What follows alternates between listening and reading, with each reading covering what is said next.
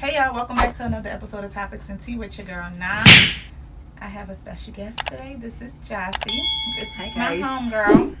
She has her own YouTube platform as well. It's called Beyond the Blade. Life Beyond the Blade. Life Beyond the Blade. And I'm gonna link all of her information in the description so you guys can go check out her stuff because she has some really inspirational things that she posts on her YouTube, her TikTok, her Instagram, especially her Instagram. She always posting something, and then she beats down. So then you'll get to see that as well because she be serving.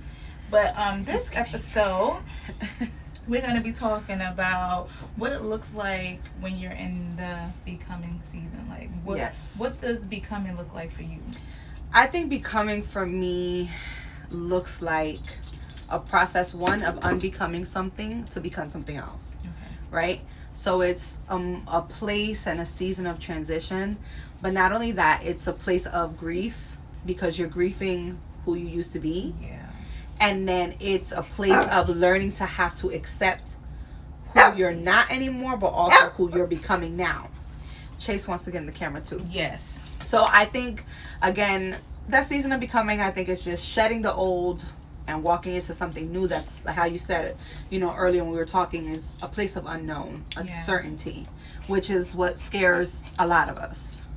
Yeah, I feel like it's definitely uncomfortable when you're becoming something and having to remove or just lose less of, because it's not essentially you losing less of who you are, but also just stepping into something new. And I feel like for me, in this new season of me becoming a wife, being a mom, becoming a new version of myself, it's scary, it's unknown, because this is just not a place that I'm familiar with. So now I'm having to face, and then therapy also forces me to face things, and then I'm having to let go of things that were triggering or that hindered me, and I'm not realizing that it was a hindrance. It's just very uncomfortable for me, and I don't like change. I kind of like repetition. I like my schedule to be the same every day. I have a routine. I like to do the same things every day, and I like to stick to it. But what I'm realizing with God is there is no routine. So you kind of gotta be okay with being uncomfortable. And what I realized is when I get too comfortable, I get too complacent, I'm stagnant, I'm not really making progression, I'm doing a lot but doing nothing. So I'm having to trust that today will handle itself, and I don't have to worry about tomorrow. But when you are in a season of unknown and it's just scary, it doesn't make sense and it's uncomfortable, how do you handle that part? How have I handled it in the past? I'm gonna be honest. I would sit in a bed of depression, sadness, anxiety, worry, concern, and constant overthinking. That's how I used to handle it. Now I'm in the process, and I'm not saying that I've reached that place or that level as of yet, but I'm in that place where I'm trying my hardest. Yeah. One, to really place it in God's hands, because it's so easy to say, I trust God, I trust God, I trust God. But when you're in the thick of it, and you're in that moment of anxiety or worry or concern, like, how am I going to pay this bill, or how am I going to mend this relationship that's at the brink of being destroyed? Yeah. How am I going to mediate, this situation with this situation? It's a lot of surrender, and I feel like that's the place that I am trying to and continuously trying to grow into. Is a place of surrendering to God and trusting the process, because at the end of the day, it is going to be what it is, whether we want it to or not. So it's like time is going to pass, however we put it. So it's all about how are we going to handle what's thrown at us, because at the end of the day, how we spoke about earlier, when we worry so much about the future, we're losing the opportunity to be present and in the moment. You can't smell the flowers, you can't smell the roses, you cannot be present to even the little things that God does that we are so unaware of because it's in the mundane. You know what I'm saying?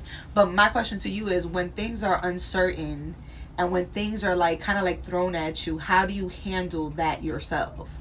I lose my mind.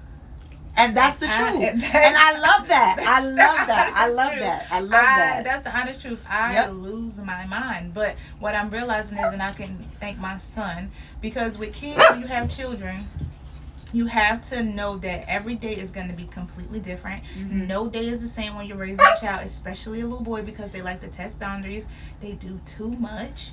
And I'm realizing that it's okay for things not to be the same every day. It's okay for things not to make sense today. It's okay for me to lose my mind a little bit, but pull it together, have my moment, feel my feelings, but keep it pushing.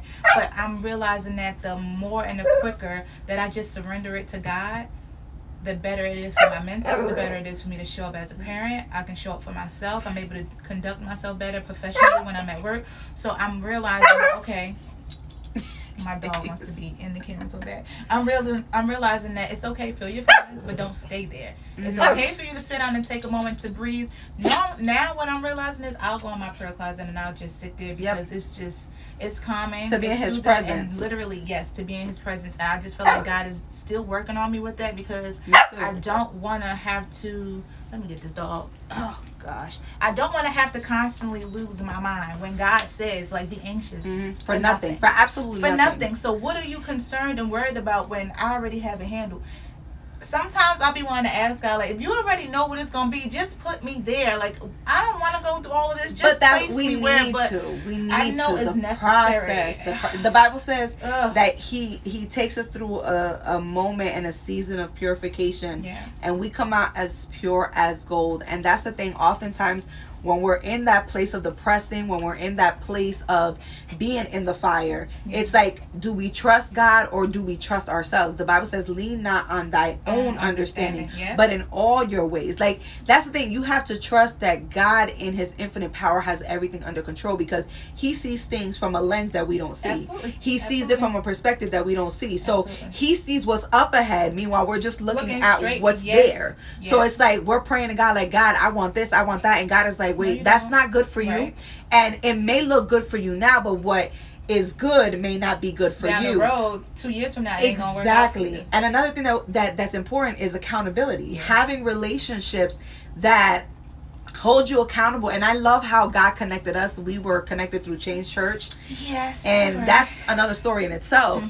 But it's we've had this relationship for the past 3 months that it's just okay, I'm going to hold you accountable. You're going to hold me accountable. You're going to tell me about myself, and I'm going to tell you about myself. Even if we don't like it, even if we got to breathe heavy for a minute and then come back to the table, it's essentially being in a place where your heart is open to hold someone to a standard that they want to be at. Because when you tell me I want to change or I want to be at this level and I see that you're operating from the level that you were before, I have to be able to love you enough to say, let me take your hand and let me take you up to the level that you want to go to because I'm seeing it differently than you. And it got to be vice versa. Just as well as you're pulling me up, I need to be pulling you up and returning a favor. Just as well as you're emptying your cup to fill mine, I have to be willing to do the same. And I feel like it's so hard to find genuine and godly relationships because everyone has, for me, I feel like a lot of the people that I've met have motives. They just want to gain and get what they can get from you and leave you high and dry. Whereas our friendship, like she said, we've only been friends for 3 months. 3 months. But I'm in the whole minute at our house. Yes. I got my dog over here. My son has been here. It's just a place where okay, she's coming from a place of, okay, I genuinely just want to show up and be there for you and not expect anything in return. And it's hard to have people like that can really be there for you and hold you accountable and support you. And it's I'll do the same for her. I'll show up if she's going through something. We've been on the phone 1, 2 in the morning just talking on FaceTime about how we can be better. Oh, are you feeling this? Okay, feel your feelings. Get it out, but we're going to keep it pushing because we got something to do tomorrow. Because that grief, literally, that grief is so serious. And one thing that the devil likes to do is that guilt and condemnation. And one thing that we need to understand and be very clear about it is that the devil brings condemnation. The Lord brings conviction. So when we're in a place when you're feeling condemned, we know that it's coming from the devil. But when we're feeling convicted about something, you know what? I could have came at this whole situation a whole nother way, and maybe I raised my voice or maybe I overreacted. Let me go apologize. That's conviction. Condemnation will tell you, you're stupid. You're an idiot. You should never said it that way. You should never said this. Know the difference. But honestly, I thank God for our relationship. I thank God for our becoming season and all that we are going to become. Everything. So y'all just stay tuned because we got more videos coming soon. But we love y'all. Thank you for watching. Peace and love. If nobody told you, remember, you are appreciated. Oh, look at that! Peace, y'all. Only been a few hours, but it felt like days.